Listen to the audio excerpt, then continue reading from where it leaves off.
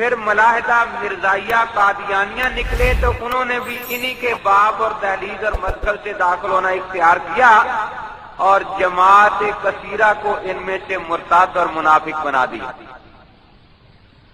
یعنی قادیانیوں سے آپ پوچھیں تو 100 میں 98 قادیانی آپ کو ملیں گے جو غیر مقلدین سے آئے، اور 1-2 ایسے ملیں گے جو پہلے کوئی خاص مذہب نہیں رکھتا تھا، نوکری وغیرہ کے لیے وہ قادیانیت میں چلا گیا۔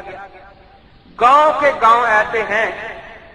ہمارا اکاڑا میں ایک دن بات ہوئی، چند سالوں کی بات ہے، انہوں نے 2-3 آدمیوں کا نام لیا کہ وہ دیوبندی تھے اور اب اہل حدیث ہو گئے ہیں، اور یہ نشانی ہے اہل حدیثوں کے سچے ہونے کی۔ میں نے کہا کہ وہ تینوں آدمی جو ہیں وہ تینوں مماتی تھے، ان میں ایک بھی دیوبندی نہیں تھی، اس لیے یہ آپ غلط بیانی کر رہے ہیں۔ مفتی عبد الرحمان بھی مماتی تھا، عبد الحفیظ بھی مماتی تھا، اور یہ بہادر بیگ بھی مماتی تھا۔ میں نے کہا اگر سچائی کی یہی نشانی ہے تو میں آپ سے ایک سودا کرنا چاہتا ہوں، آپ ایک دیوبندی کا غیر مقلد ہونا ثابت کریں، میں اس کے جواب میں 100 مرزائی دکھاؤں گا جو غیر مقلدین سے بنے۔ خود ہمارا گاؤں جو ہے وہ قادیانیوں کا گاؤں ہے، 200 گھر ہیں، اور وہ سارے کے سارے پہلے غیر مقلد تھے۔ میں نے کہا میں یہی اگر گننے شروع کر دوں تو پورے پاکستان سے آپ ان کے مقابلے میں ہمارے سامنے پیش نہیں کر سکتے۔ یہ سیالکوٹ میں گٹیالیاں گاؤں ہے، وہ اس غیر مقلدین کا تھا، آج آدھے سے زیادہ وہ گاؤں مرزائیوں کا ہے۔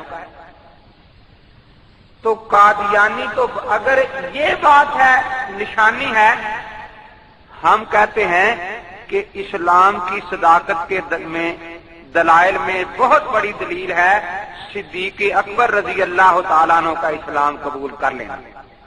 یہ وہ حضرات ہیں جن کو سارے مانتے تھے کہ واقعی یہ علم اور عقل میں بہت اونچے ہیں اور ان کی تحقیق اونچی ہے۔ حضرت ہمارے استاد محترم مولانا عبد الحنان صاحب رحمۃ اللہ تعالی علیہ فرمایا کرتے تھے کہ میں تو اس نتیجے پر پہنچا ہوں کہ حنفیت کے سچے ہونے کے لیے ایک دلیل کافی ہے کہ علامہ انور شاہ رحمۃ اللہ علیہ جیسا عظیم محدث حنفی تھا۔ تو یہ لوگ جنہوں نے حدیث اور قرآن کی خدمت میں عمریں کھپا دی ہیں، ان کا وجود تو حنفیت میں حنفیت کی صداقت کی دلیل بن سکتا ہے، لیکن کسی دکاندار اور لالچی کا نکل جانا یہ حنفیت کے جھوٹے ہونے یا دوسرے دکاندار کے پاس بیٹھ جانے سے ان کی دکانداری کو سچا ثابت نہیں کر سکتا۔